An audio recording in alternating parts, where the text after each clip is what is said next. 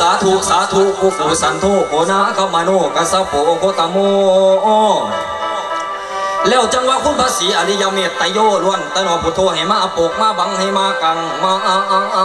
เลื่อมยำลำ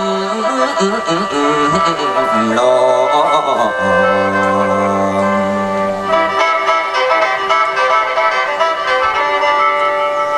โอ้ย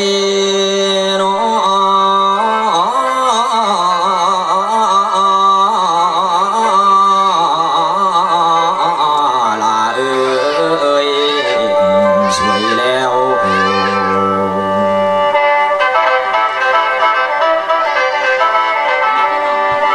ละเป็นว่าเด้อนายขันสาธุเด้อสิโยมือไหวองค์ผู้สอนสั่งหลับตานั่งหน่วยแก้วโยไว้หวังสูงมือนี่เด้อข้าได้ไหมมาดมุ่งมาแข่งเวที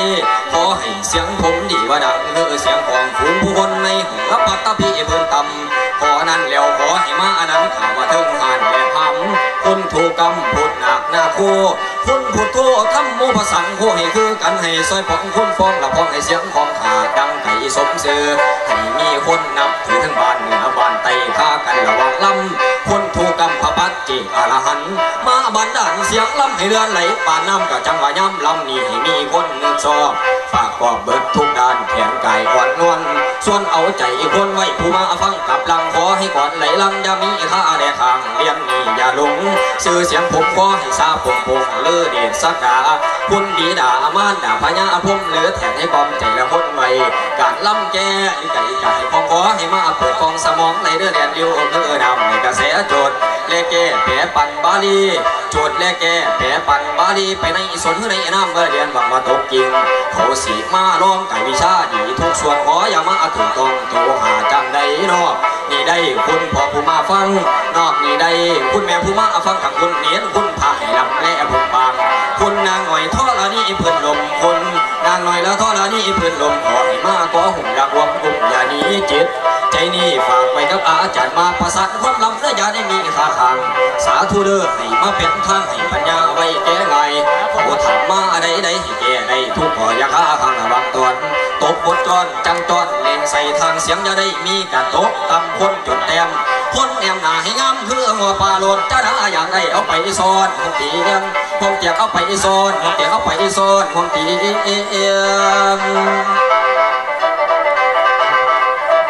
อันนี้อีหลาน้องเมืองดอกเหมยไอ้สีบอกสูฟังเด้อเป็นแสนเป็นสาวหมูจักบองเงิน3 น้ำ4 3 น้ำ 4มียังได้ไอ้บอกให้น้องฟังแม่ฟังเด้อหล่ะเด้อไอ้สีบอกสูฟังจ้าเราเป็นว่าเด้อนายฟังเด้อน้องทองอินทวินรอฟังเด้อน้องทองอินทวินรอมือนี่น้อพี่สิขอสวดมันพันเกี่ยวเหนียวดอกเจ้าผู้พัวดอกต้องหอมอ่อนตอดแรงเคยมีไส้มาเปลี่ยนแปลงดอกบ่นอนองไส้ในปองเอาไว้ในใจสิคิดทีเพราะว่าในมือนี่บ่คือเขาเก่าหลังอันว่าสาวสนมนั้นหากมีหลายเหลือมากแต่ผู้ดีหากไม่ฟังไว้แน่เด้อเอามาแล้วอย่าให้เกิดลวดลายไม้นี้ปากเพนี้ของไทยใส่ใจเอาไว้กูห้ามจัดบ้างให้เฮือน3 น้ำ4ให้บ่มีสิ่งนี้อย่าเอาส่วนอยู่ส้มเพื่อนหนึ่งนั้นให้ก้มจัดแจงกันไฟทั่วเฮามีแนวได้ให้แต่งเตรียมมีพร้อมย้ำเลี้ยงง่ายกับมาตอมจัดแต่งพร้อมทำที่เจ้าเฮ็ดเจ้าทำมีทั้งเขาและนำเตรียมไว้สู่อันเพื่อนที่2มานั้นผมเผาทั้งไก่บ่ว่ายิงหรือใส่กับมากงามบนเกียงย้ำมีลูกกับมัวเลี้ยงป้าตู่เป็นตาในเห็ดคือคนฉี่ไล่ผัวเจ้าเสียนนี้เพื่อนที่3นั้นที่จัดแจงเงินนอนศาสตร์กับหมอนก็ให้จัดแจงเตรียมเอาไว้ถึงย้ำนอนก็ต้องให้ผัวแพงนอนก่อนย้ำสีหลับสีนอนให้เจ้าปัดเจ้าเมียนเพื่อนแล้วจังตามเพื่อนที่3ว่านี่มีแน่นอนนางย้ำผัวป้าสะอาดสิเอาหานิ่งหล่นเป็นคนจริงใจแจ้งไปให้ทวนที่ย้ำนำสีให้มีไว้ถ้าไปด่าอย่าหลงก็ไปด่าอย่าหลงสีหน้านวลมวนไว้ก่อนพอนั้นแล้ว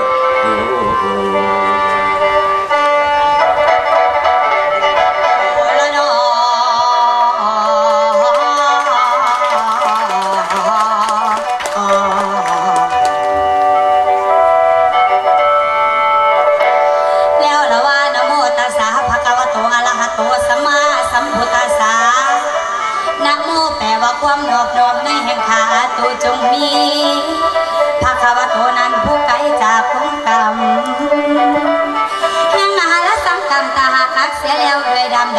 กาวคืออรหันต์ขันกรรมขยันปานเสียซึ่งมันทั้งหาคือเกิดแก่เจ็บตายแล้วสัมมาสัมพุทธัสสะนี่คือพระพุทธพระภาคเจ้าผู้เป็นตรัสรู้ได้พร้อมแห่งตนเองจำไว้แน่นักเลงหมอล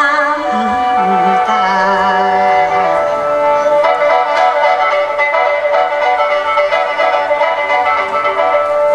โอ้ละน้อ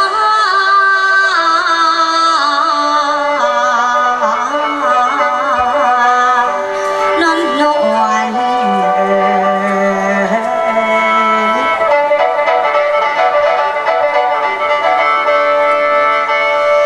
ละแม่นว่าบัดนี้แม่นว่าบัดนี้พักก็ย่อมือไหวคุณครูสอนสั่งอย่าได้ผิดพลาดพังยำลองโอลำก่อนเดินลำถวายทอดคุณครูคอยน้ำสุสักจองจุงนั่งนั่งสะมองไว้ได้ลิวปิวไปปล่อยปล่อยคนหลงก็น้องยอมถูกแก่นางถูกสิ่งบางย่ำโอละน้อยพอใจคนฟังให้นางงงหลงใจหาแสดงบทเบื้องหาเรื่องคำว่าทาทุกจังหวะแอกท่าลำก่อนมองหัวให้ซอยอยู่ในระหว่างกะลำคุณกระทำแต่ละให้ซอยนะให้เสียงดีจากกองยามลำดีบอลให้คุณแม่เข็มพรมายืนเคียงแนบขากน้ำลองโอลำสาธุเด้อขอให้ดังเปียงเปียงเรียนเรียนปันโลดสะกดใจของคนในบนน้ำตามคุณจนพลังขอให้คุณฟังแล้วยินดีสมสื่อล้ำบนขึ้นยาลาให้ดีขึ้นลือลางให้ดีขึ้นลือลาง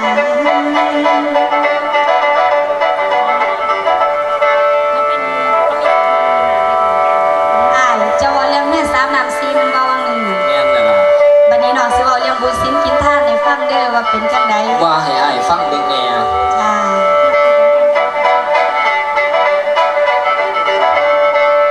ละแม่นว่าบัดนี้ละแม่นว่า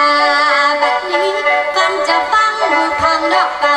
ฟังจะฟังหูพังดอกเก่าผู้แก่ผู้เฒ่าฟังไว้ดีๆอย่าโศกกันหลายปีฟังหมอลำแหน่การทำบุญนี่สะดือเพื่อแท้ให้สิ่งให้ทานตั้งแต่ผู้ทะยานนี่เพิ่งตัดเพิ่งปลูกกว่านั้นล่ะว่าสิ่งมีประโยชน์ผู้ใดรักษาดีผู้กษัตริย์มักมีสีสันทุกของแม่ให้แม่กิเลสความมาจองไปห่างออกหนีมาบุญเก่าเฮามีเสียไว้แต่ก่อนเฮาดันเดินเฮานั้นขึ้นมาบอนเป็นคนสมบูรณ์บุญสินทานบ่กินทันสาบุญสินทานสละโนกันจนเกิดเป็นมนุษย์แม่ให้แม่เฮาเกิดได้ครบชุดนี้บ่ได้แค่การมีค่าทาสบริวารรับใส่ความขาด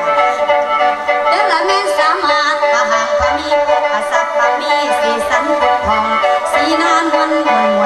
วก่อนเท่านั้น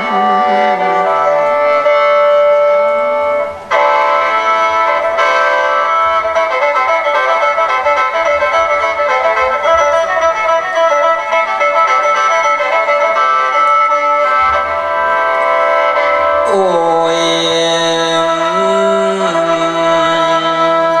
โอ้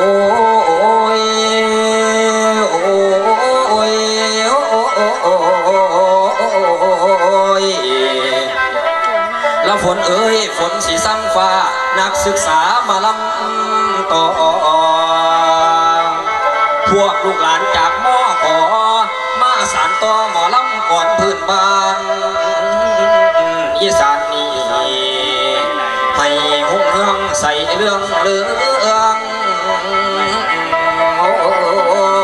ยละนา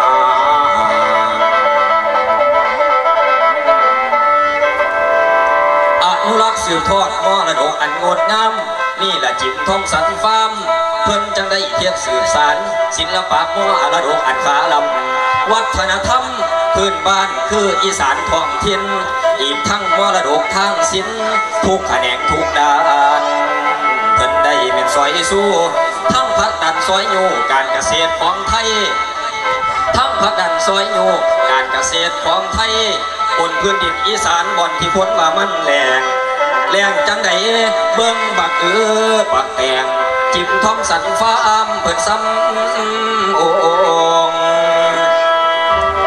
เลี้ยงหมอนไหมหลายร้อยลวงทรงผ้าไหมขายทั่วโลกทรงผ้าไหมขายทั่วโลกมันสิแลแม่นจังใด อีสานเอ้ยโอ้โอ้โอ้โอ้โอ้โอ้โอ้อีลานา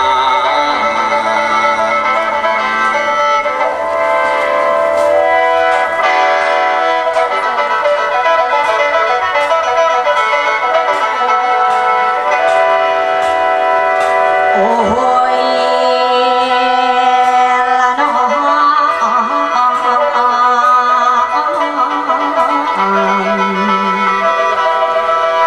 ประเพณีบ่ให้เศร้าฮีดกองเฮาให้คงอยู่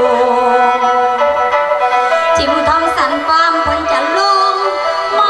รดกอันคาลำบ่ไล่มาแม่นส่งเสริมบ่ไล่มาแม่นส่งเสริมเด้อคนปางโอ้ยโอ้ยนาโอ้ยนั่นล่ะนะ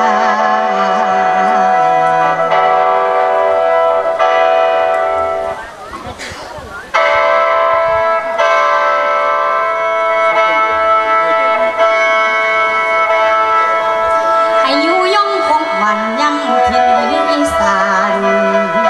จิมทำสันฟาร์มเพิ่นจังได้สืบสานศิลปวัฒนธรรมหมอลำก่อนนี้เอาไว้ให้อุ้งเครื่องเลือกเลื่อมปานของเพิ่นบอกสาวโลกให้ฮับผู้บอกสาวโลกให้ฮับผู้อีสาน สีวิไลใสงามงามโอ้ยโอ้ยนาโอ้